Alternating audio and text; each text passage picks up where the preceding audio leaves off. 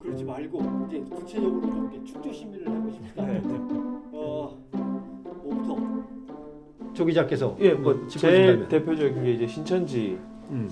아류들이겠죠. 그러니까 그런 얘기하면 이제 많이 놀라세요. 그러니까 신천지만 집중을 하는데 이미 신천지를 이탈해서 아류를 만든 사람들이 있다라는 거죠. 근데 아까 처음 말씀드렸던 것처럼 이게 뭐 파악이 쉽지가 않아요. 쉽지가 않고 다만 이제 신천지가 그 신천지를 이탈한 사람들 중에 독자적으로 세력을 구축한 사람들은 적그리스도 명단이라고 해서 따로 관리를 했어요. 신천지에서. 네네. 그러니까 그 명단을 통해서 이제 아 이런 사람들이 규합해서 활동을 했구나, 아류가 됐구나라는 걸 알 수 있는 거지. 먼저 뭐 제보하고 이런 경우들은 별로 없었던 것 같거든요. 그래서 뭐 제일 대표적인 사람으로 봤을 때 뭐 김땡희라는 사람이 있는데 이 사람은 이제 신천지에서 그 신탈이라는 책 예, 신탈. 이제 기록했던 사람. 오. 근데 그 사람이 이제 탈퇴를 한 거죠. 핵심 분자네. 신탈을 기록할 정도면. 그렇죠. 예. 그래서 탈퇴를 해서 그 사람 무지개 장막 성전이라는 걸 만들었다고 하더라고요. 무지개는 심땡권 씨가 주로 이제 이름이 맨 처음에 네, 나오는데 같이. 네. 아, 그리고 최근에서는 이제 그 신천지 아류 중에 제일 눈에 띄게 활동하는 사람은 이대에 있는 사람인데요. 이대 앞에 예전에 이름은 성산교회였어요. 정땡동 씨라고 해가지고 이 사람이 이화여대 앞에서 특별히 이화여대생들을 대상으로 많이 포교 활동을 하고 있는 그런 사람으로 좀 알려 있고요. 그럼 신천지에 들어갔다가 네, 목사일 때 들어간 거예요? 그쵸. 목사를 들어갔다가 나와서 이제 본인이 이제 이탈자들을 많이 데리고 가는 그런 추세인 것 같아요. 근데 이 사람은 독특한 게 이 사람 여기 이제 탈퇴자한테 좀 얘기를 들었는데 네.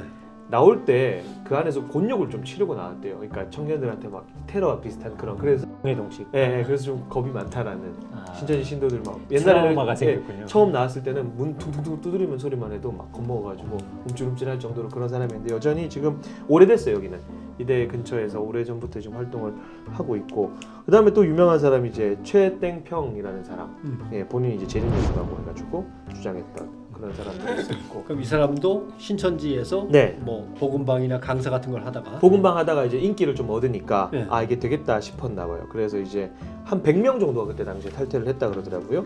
그래서 뭐 2004년 같은 경우는 순천 지역에서 이 사람이 재림예수다라고 칭했던 그런 전단 현수막이 막 게시되고 전단이 배포되고 했던 그런 적이 있었어요. 그래서 뭐 그런 사람들 여전히 신천지와 좀 갈등을 겪고 있고 독특한 특징을 가지고 이땡부라는 사람이 있었는데 이 사람 같은 경우는 법사 출신이래요.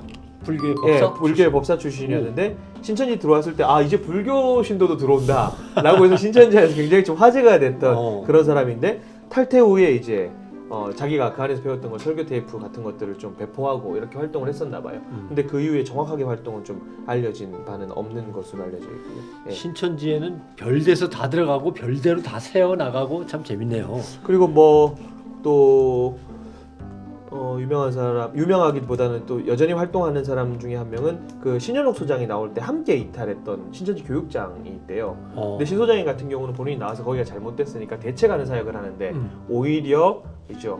그런 그 사상들을 계승한 걸 만들어가지고 자기가 활동하는 뭐 그런 사람도 있고 그 외에도 신천지에서 적그리스도 명단으로 만들어서 관리했던 사람이 제가 취재할 때가 한 2012년, 13년 요때 경이었는데 한 13, 14명 정도 됐었다고 하는데 최근에는 그것보다 훨씬 많이 늘었다라는 정보가 있습니다. 네.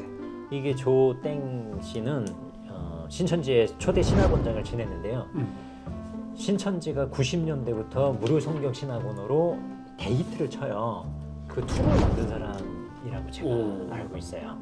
그러니까 여기서는 신학원이 없었어요. 이 사람이 들어오기 전까지만 그렇죠. 해도. 네. 근데 이 사람이 들어와서 신학원의 툴과 가르치는 그 교환이라든가 이런 모든 것들을 신천지에 깔아준 거예요. 근데 이런 사람 어떻게 신천지가 논쟁에서 이겨서 들어왔을까요?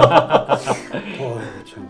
그래서 신천지가 날개를 단 게 그렇죠. 이 전까지는 요한계시록 실상을 막 강연을 하고 공개 강연을 했는데 90년대부터 이 사람이 유입되면서 신학원을 각 지역별로 이게 열기 시작한 게 이 시대부터. 또 이 사람도 나름대로 창업 아이디어가 있어도 어딘가 빌붙을 땅이 있어갖고 비빌 언덕을 미리 마련하고 붙이면 좋은데 네. 처음부터 자기가 다시 시작하려면 좀 어려우니까 뭐 그렇게 네. 서로의 시너지 효과를 발휘할 수도 있는 그런 거였던 거. 그러면 이게 신천지 아류만 해도 상당히 많군요. 한 그때 대- 제가 취재할 때가 대여섯 개 되겠네, 12, 3 이제는. 개였는데 지금은 훨씬 많지 않을까요? 그리고 이제 앞으로의 네. 문제는 이런 군소 신천지 아류가 아니라 대형 신천지 아류가 나올 수 있다. 이만희가 사망하면 네. 그때부터는 막 단순히 몇십 명이 아니라 몇천 명, 몇만 명의 아류들이 그러니까 생길 수 신천지에서 떨어져 나온 부스러기가 아니라 신천지가 분열해가지고 분열해서, 예. 네. 큰 덩어리 몇 개가 이제 나름대로 시장을 이끌게끔. 그렇게 되면 대책이 훨씬 힘들어져. 어려워지죠. 그렇죠.